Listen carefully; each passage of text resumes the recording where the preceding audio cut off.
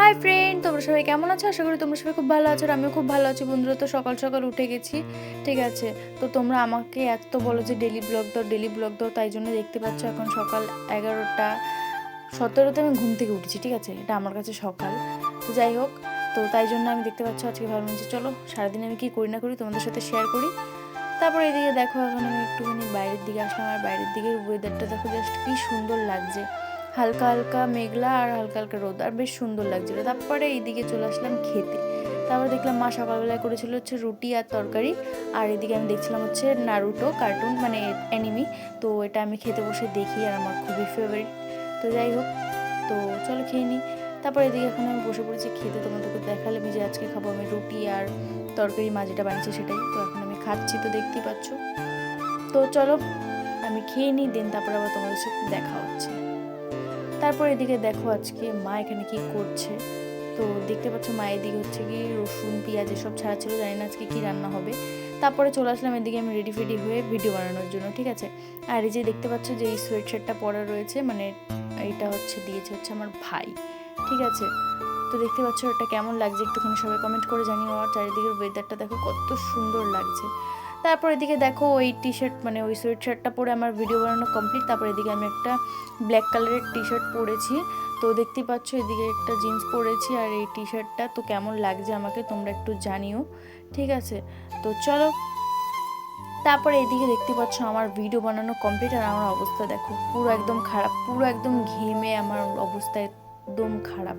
যখন আমি ভিডিও বানাই তখন এত রোদ্দুর হয়েছিল গাইস, কি বলবো। আর ভিডিও হয়ে গেছে, আর এখন ওয়েদারটা দেখো আবার রোদ্দুর চলে গেছে, আর মেঘলা মেঘলা ওয়েদার, কি বলবো। তারপর এদিকে দেখি আমার ভাইয়ের অবস্থা। আমার ভাই বসেছে খেতে, ঠিক আছে। আমি বলছিলাম এই ব্যাং তুই কী করছিস?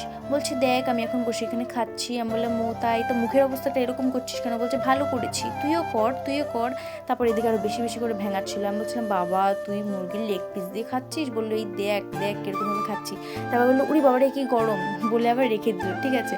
তো দেখতেই পাচ্ছ আর কেমন ঝাটকা মারছে মানে গরমের জন্য। তারপর এদিকে মা দিয়েছিল হচ্ছে আমাকে কষা মাংস।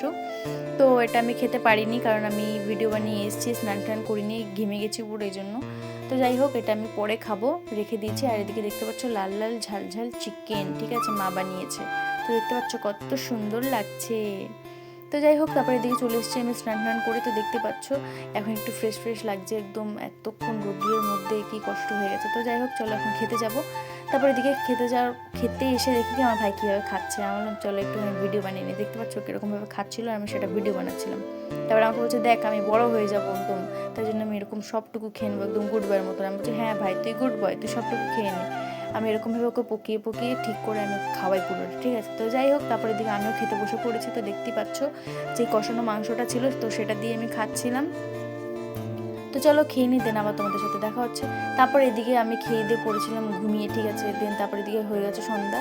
তো তাই জন্য এদিকে আমি একটা বিস্কিট আর একটা কেক নিয়ে বসে পড়েছি। এখন এটা খাবো, দেন যাবো লাইভে। তারপর এদিকে লাইভ করছে, আমার ফোনের ফ্ল্যাশ ধরে রেখেছে, কারণ আমি যেই লাইটটা ধরে মানে যে লাইটের ভিডিও মানে লাইভ করি, সেইটা আমার ভাই সব ছিঁড়ে বুড়ে একাকার করে দিয়েছে। তো যাই হোক চলো সবাইকে টাটা বাই বাই, নেক্সট ভিডিওতে আবার দেখাবে তোমাদের সাথে।